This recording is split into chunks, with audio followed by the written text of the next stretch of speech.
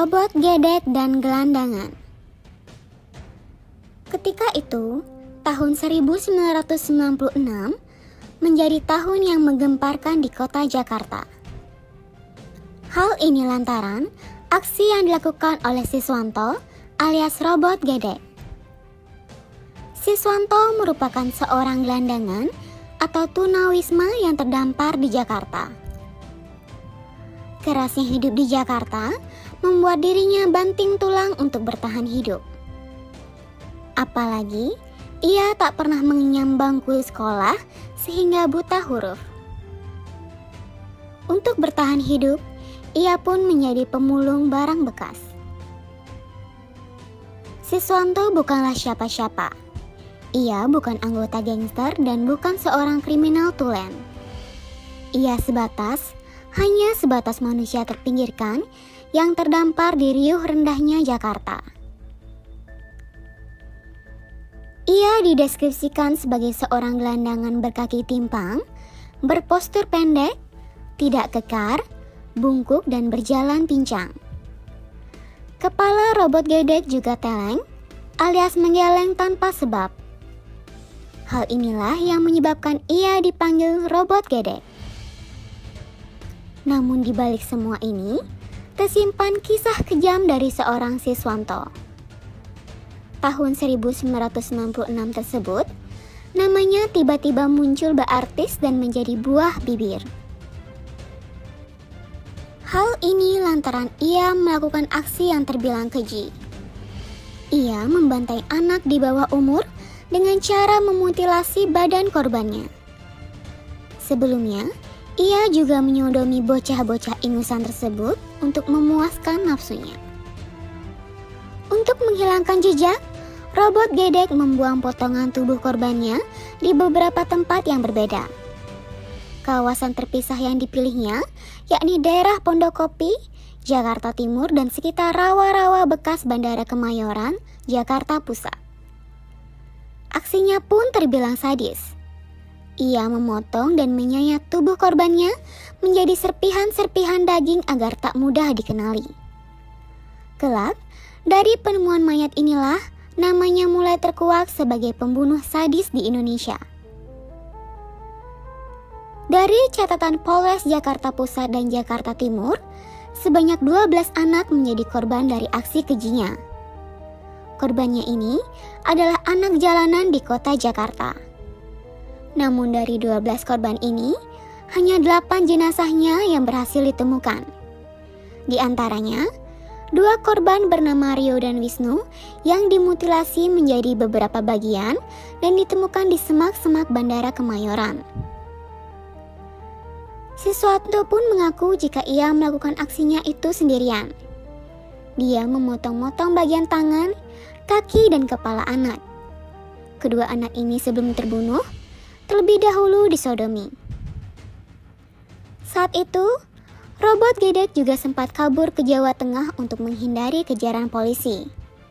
Ia pun menjadi seorang buronan, namun akhirnya berhasil ditangkap polisi pada tanggal 27 Juli 1996. Dari pengakuannya, Siswanto mengaku tak sadar jika telah melakukan pembunuhan. Dalam bayangannya, yang ia bunuh itu adalah ayam. Baginya, membunuh adalah perkara sensasi. Tidak ada motif dendam atau mencari popularitas. Ia cuma ingin memenuhi hasratnya, tak lebih dan tak kurang. Menurut catatan polisi, Robot melakukan aksi bengisnya dalam kurun waktu 1994 sampai 1996. Dari 8 jenazah korban yang ditemukan polisi, 4 jenazah ditemukan di Kemayoran, Jakarta Pusat, sisanya di Pondokopi, Jakarta Timur. Kondisi mereka seragam mulai dari ada bekas jeratan di leher, sayatan di perut dan anusnya terdapat bekas luka terkena benda tumpul. Polisi sempat kewalahan mengusut pembunuhan berantai ini. Hampir 2 tahun, polisi seperti menemui jalan buntu.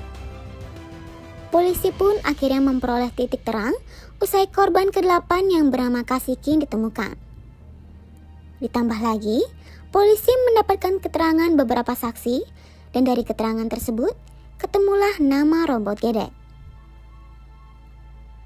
Mulanya polisi ragu dengan nama robot. Pasalnya, secara fisik robot dianggap tidak seperti seorang pembunuh.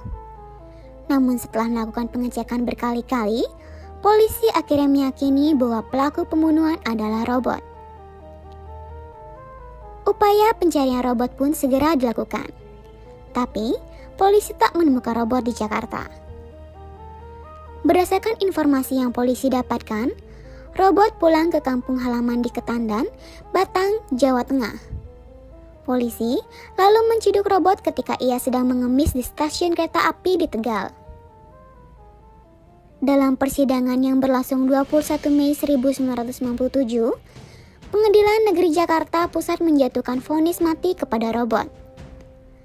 Hakim yang menyidangkan kasus tersebut menyatakan bahwa robot gedek terbukti melakukan sodomi dan pembunuhan berencana. Begitu mendengar tuntutan itu, robot gedek pun langsung menyatakan dirinya tidak mau dihukum mati. Namun, keputusan itu tetap diputuskan.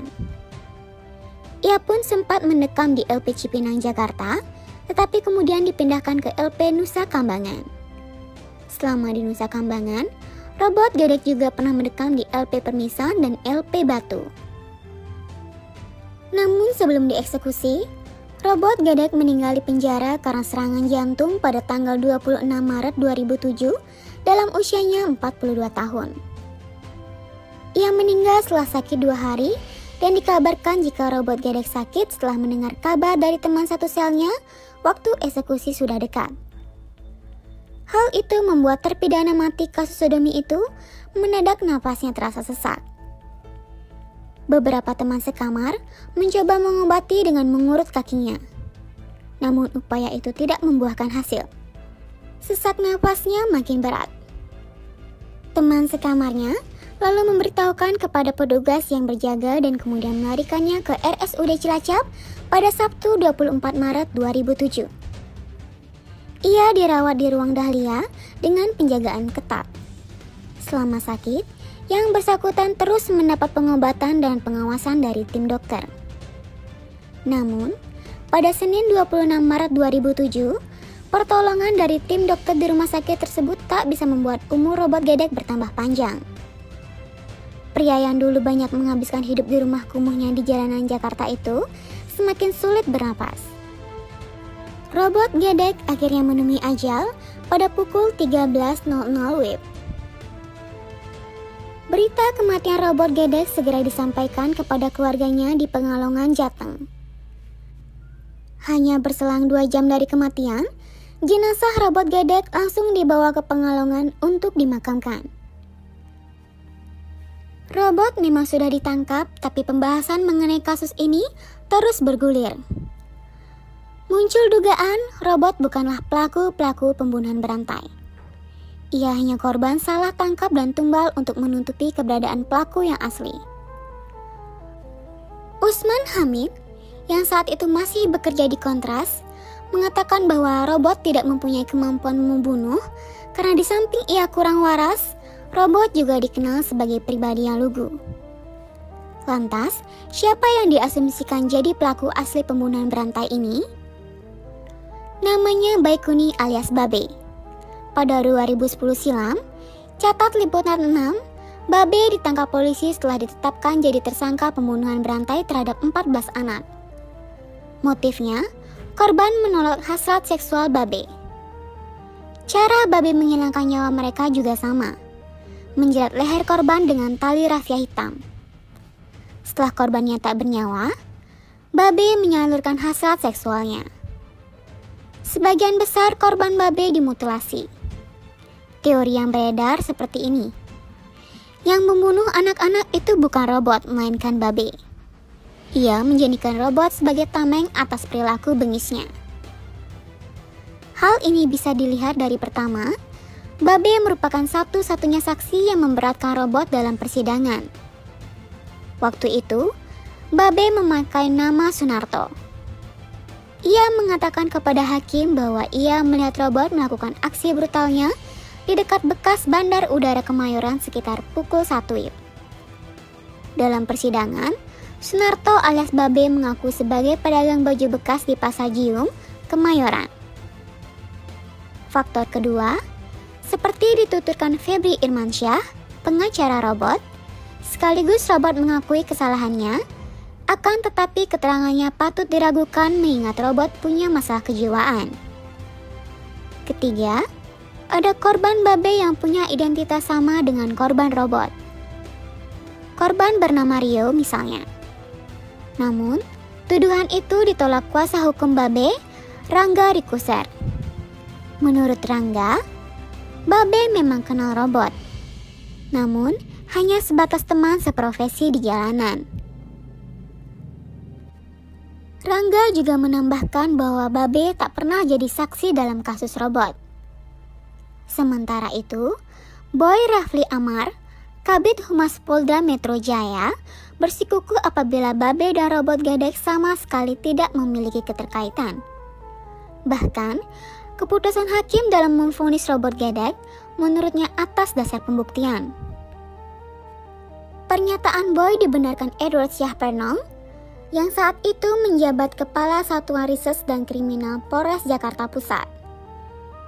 Edward menegaskan, robot dan Babe adalah dua kasus yang berbeda. Menurut Edward, dalam mengusut kasus robot, polisi telah menerapkan sistem identifikasi berdasarkan prinsip ilmiah guna mengidentifikasi tersangka. Dalam mengungkap perkara robot, terang Edward, ada 3 hal yang dikulik penyidik: bukti langsung, bukti penghubung, dan bukti pencari. Polisi menemukan bekas sperma robot di TKP. Kemudian, sidik jari robot juga teridentifikasi pada pisau cutter yang tertinggal di TKP. Beberapa barang milik korban juga ditemukan pada robot. Belum lagi, keterangan dari saksi yang menyaksikan korban selalu bersama robot. Faktor yang menambah keyakinan Edward ialah pengakuan dari robot sendiri yang mengaku telah membunuh beberapa anak. Ditambah, robot menyebutkan beberapa tempat kejadian di mana ia melakukan aksi-aksinya. Sehingga, dari segi lokus, korpus, tempus, dan modus, antara robot dan Babe berbeda.